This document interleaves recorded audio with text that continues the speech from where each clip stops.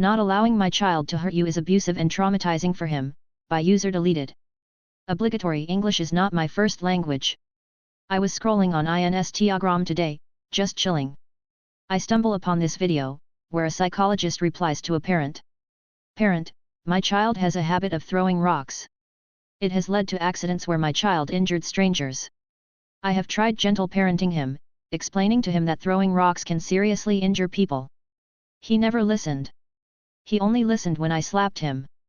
He never threw rocks again. Psychologist's response, in this case, lead the child to a place where he has no access to rocks and explain to him that it's wrong to harm people. Which the parent had already done. How many more people need to be injured? One of the comments caught my attention. It said I am a pedagogy student and a parent. In the books it said that mistreatment is when a person is subjected to bodily coercion against their will, so leading the child away against their will is mistreatment and violence, and taking the rocks out of their hands is abuse and it will lead to trauma and frustration. I literally could not make this shit up. I felt sick. I had to reply. So I should risk getting injured or going blind for life because I don't want to traumatize a stranger's child by taking a literal weapon out of their hand. Then let's not disarm terrorists when they're on killing sprees, since taking their firearms out of their hands is abuse. You're delusional. The commenter DM'd me that I don't have children so I don't understand. Sorry. So yeah, let's all get injured by bratty children raised by inept parents, and let's all turn the other cheek so we don't frustrate them. These brain-dead idiots should never have kids. This shit is terrifying. The fact that there are children who are raised like this is absolutely chilling. Raising a whole generation of entitled brats who take every no as abuse. Just to clarify, I don't condone pointless violence and I firmly believe in a rational approach when dealing with kids, but I absolutely do believe in fair punishments, especially when the child so carelessly puts others' safety in danger. Edit. Since I've been accused of making stuff up, I can provide the mods with links, screenshots, and evidence of the event. Smiley face, y'all underestimate how insane people can be. Mom and sister angry when I refuse to babysit, by user obnoxious drunk 77. This happened many moons, nearly 20 years, ago, but the audacity of those in the story remains. They still bring this issue up from time to time. At the time this story took place, I was homeschooling my 3 boys, 7, 4, 2, and had an infant daughter, 5 Mo's. I found out I was pregnant with my daughter months after she announced her pregnancy and was immediately berated by my mother as to why can't you let your sister have her moment when my mother was well aware of our plans to add a 4th child to our family at a specific time. As it happened, my daughter is 7 months younger than my nephew. I had originally offered to babysit him and breastfeed him because of my sister's finances for free while she went back to school to finish her master's degree. When my nephew was about a year old, sister opted to wait on school. I was asked if I would watch my nephew for a few hours. I said okay, as long as he is picked up at the agreed upon time since I needed to run my school day. We usually worked on lessons in the morning until early afternoon, but I was willing to shift down for the day.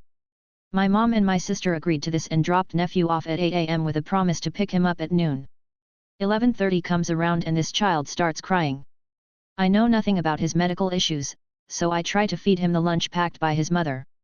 He ate 3 bites and refused more. I put the food away and offered a bottle.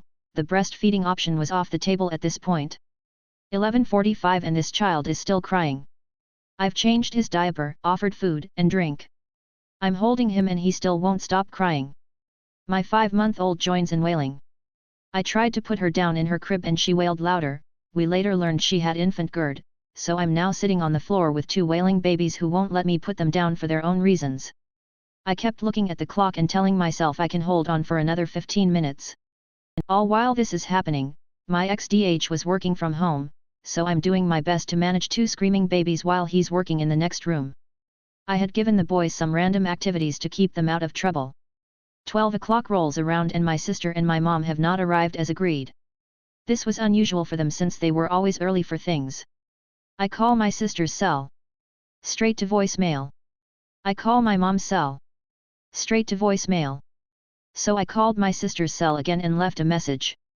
I ended up calling every 15 to 20 minutes and leaving a voicemail on both cells because my mom and my sister decided to turn off their phones and do whatever because they didn't have the baby with them. 6 o'clock comes around and they are finally pulling into my driveway. I found out that they went shopping in another town. I'm livid. My nephew is beet red from crying for nearly 6 hours. I answered the door and without a word handed over the baby and his diaper bag. I walked his car seat out to their car and walked back inside the house, turned off the porch light, and locked my door. Edit 1. My boys missed school that day because I wasn't able to console the two babies. I also had to have the older boys make lunch for themselves and their brother due to being incapacitated by someone else's kid.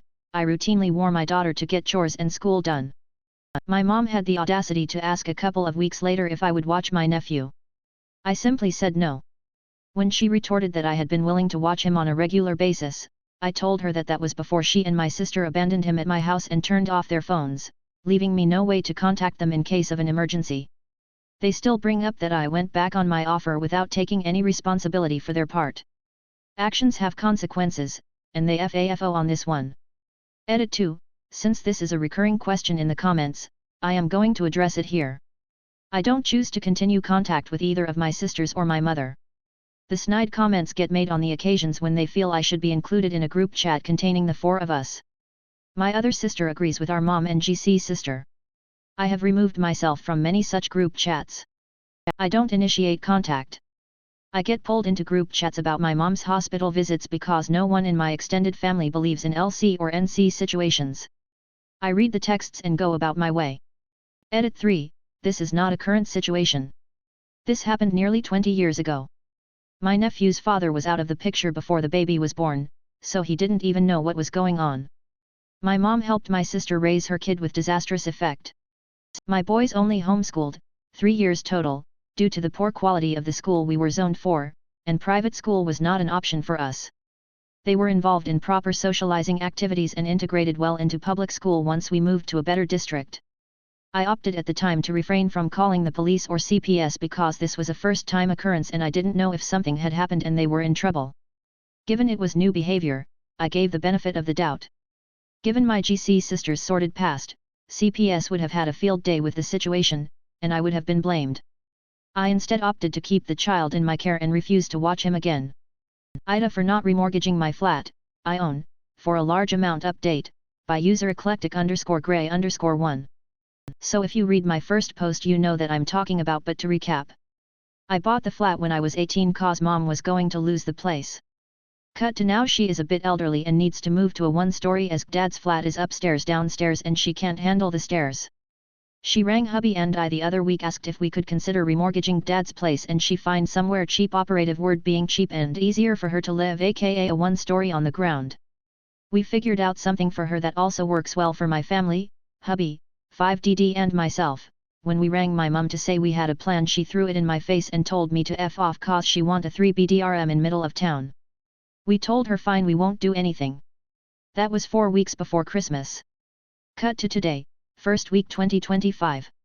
She rings us and says, "Oh, I'm so sad you didn't end up traveling to see me over Christmas/New Year's." Me thinking why the heck would I, so you can manipulate the narrative APU. She says to me, "Oh well, I've been thinking and perhaps your first plan is a good one and I just overreacted cause I didn't think you would have planned all that already." Her, was looking at cheap houses and they have one for sale for 450,000, that is way too expensive for us, our current family home was cheaper than that. I sort of laughed and was like, wait what? No, we, hubby and I, decided that plan was off the table after the verbally abusive reaction and pretty much threw in my face the idea. Note I had to pay builders for quotes etc. I also don't like the fact you also expect us to rent out the current place, GDs, expect that dollar to go to you instead of covering the loan repayment and rates. That is absolutely outrageous and you're actually joking if you think that's how it's going to go. I said you made your choice, now you have to live with the consequences for your inability to work through your emotions and be respectful towards me. At this time as per usual you need me more than I need you, and tbh why on goddess green earth would I want to be on the hook for another loan in my name for you. She says to me that I should be like Taylor, yes I'm a Swiftie.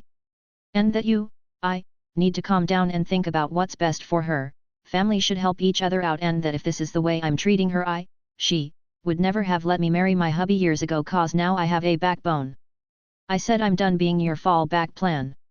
You're old enough to have had time to put away money for your retirement, your poor choices have affected me enough and I wash my hands of this madness. She says you can't outrun the madness and if I don't do this for her karma will come for me. I said I think karma and I are on good terms considering all the shiz I do for you. Told her OGTG one of the kids needs me. Miss Seven broke a bowl and was trying to clean up herself. She says maybe you shouldn't have had so many cause I need you to and you, meaning me, oh me. That made my blood literally boil. Anyways, sorry, had to vent. I swear my blood pressure goes up every time I talk to her. Let me know if I'm in a hole or not. Mom checking bank statements, by user square_helicopter 510. I'm a 19-year-old male and a freshman in college. This bank account is mine only BTW. My mom checked my bank statements from December and November and she was so very upset.